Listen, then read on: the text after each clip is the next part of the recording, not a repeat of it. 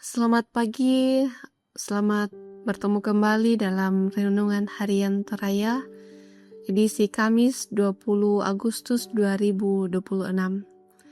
Jemaat yang dikasihi Tuhan, melalui renungan harian pada saat ini, kita akan bersama-sama belajar dari firman Tuhan dari kitab Yesaya pasal 27, ayat 1 hingga ayat yang ke-13.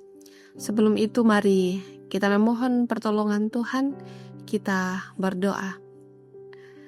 Terpuji Engkau ya Tuhan di setiap musim kehidupan kami, oleh karena cinta kasih-Mu yang sungguh ajaib dan kami sungguh bersyukur di dalamnya. Di pagi hari ini, hari anugerah-Mu, kami akan belajar dari firman-Mu. Mampukan kami untuk memahami firman-Mu ini, bahkan layakkan kami untuk melakukannya di dalam langkah kehidupan kami. Ini permohonan kami ya Tuhan, di dalam nama Tuhan Yesus kami berdoa. Amin. Firman Tuhan, pada waktu itu Tuhan akan melaksanakan hukuman dengan pedangnya yang tajam, besar, dan kuat atas lewatan ular yang licin, atas lewatan ular yang meliuk-liuk, dan ia akan membunuh ular naga yang di laut. Pada waktu itu akan ada kebun anggur yang menawan, bernyanyilah tentang dia.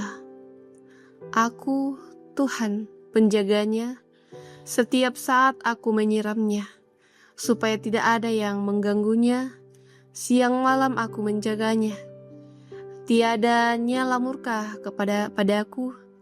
Sekiranya kutemukan onak dan duri padanya, aku segera menerangi mereka.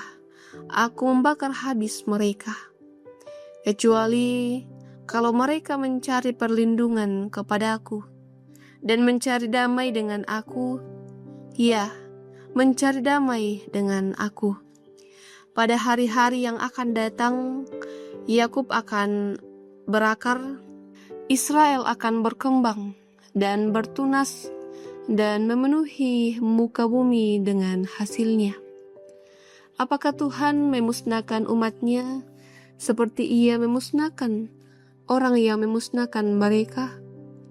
Atau apakah ia membunuh umatnya seperti ia membunuh orang yang membunuh mereka? Dengan menghalau dan mengusir mereka, Engkau telah berperkara dengan mereka. Ia telah menyingkirkan mereka dengan embusan anginnya yang keras di waktu angin timur. Sebab itu beginilah, akan dihapuskan segala kesalahan Yakub, dan inilah buahnya kalau ia menjauhkan dosanya. Ia akan membuat segala batu mezbah seperti batu-batu kapur yang dihancurkan, seperti tiada lagi tiang berhala dan pedupaan yang tinggal berdiri. Sebab kota yang berkubu itu menjadi sepi, suatu tempat kediaman yang dikosongkan dan ditinggalkan seperti padang gurun. Anak lembu akan makan rumput dan berbaring di sana, menghabiskan dahan-dahan pohon. Apabila ranting-rantingnya sudah kering, maka akan dipatahkan. Perempuan-perempuan akan datang dan menggunakannya sebagai kayu bakar. Sebab inilah suatu bangsa yang tidak berakal budi.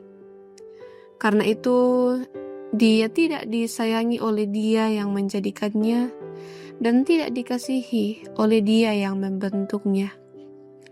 Pada waktu itu Tuhan akan mengirik mulai dari sungai Efrat sampai wadi Mesir, dan kamu akan dikumpulkan satu demi satu, hai orang Israel. Pada waktu itu sangkakala besar akan ditiup, dan akan datang mereka yang hilang di tanah Asyur, serta mereka yang dibuang ke tanah Mesir untuk sujud menyembah Tuhan di gunung yang kudus di Yerusalem. Amin. nyanyian tentang Dia. Bapak Ibu, saudara-saudari yang terkasih, nyanyian merupakan suatu yang dapat memberi dampak bagi manusia, baik itu untuk mendengarkan atau yang menyanyikan. Hal ini menjadi alasan mengapa ada begitu banyak nyanyian yang menceritakan tentang jalan kehidupan manusia, mengenai kesedihan, sukacita, kebahagiaan, kesulitan, bahkan juga berbagai pergumulan. Dan dalam Yesaya pasal 27 ini mengisahkan bangsa Israel dengan pergumulan, dengan ketakutan dan kesedihan ketika mereka ada dalam pembuangan. Ancaman Asyur dan Babel serta gejolak politik dan kehidupan sosial yang menindas mereka. Keadaan menakutkan itu digambarkan seperti Lewiatan, musuh yang mengintai mereka seperti naga atau ular yang melingkar dan meluncur dengan cepat. Lewiatan adalah lambang kekacauan yang berlawanan dengan kedamaian dan juga harmoni. Dalam keadaan tersebut, Yesaya tampil dengan pesan Allah yang berjanji akan mengalahkan musuh yang digambarkan seperti naga yang menghancurkan dan mematikan. Allah berjanji memulihkan bangsa Israel, tetapi kebun anggur dan Allah sebagai penjaga kebun anggur tersebut, Dia yang merawat, Dia yang memelihara dan memanen hasilnya.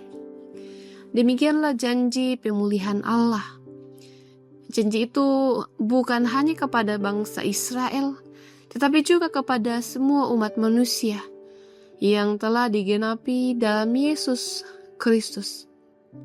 Melalui Yesus Kristus, Sang Pokok Anggur yang benar, Allah memulihkan, Allah merawat dengan kasih dan disiplin. Kata nyanyian dalam pembacaan hari ini itu merujuk respon sukacita, respon perayaan atas pemulihan dan juga kasih karunia Allah. Karena itu, sebagai orang yang telah ditebus oleh Yesus Kristus, marilah kita senantiasa menyanyikan nyanyian tentang kebaikan Tuhan dalam sepanjang hidup kita. Amin. 2 Tesalonika pasal 3 ayat 18 mengatakan, anugerah Tuhan kita Yesus Kristus menyertai kamu sekalian. Amin. Sekiranya itu menjadi keyakinan kita semua dalam menjalani kehidupan kita, terlebih di hari ini. Amin.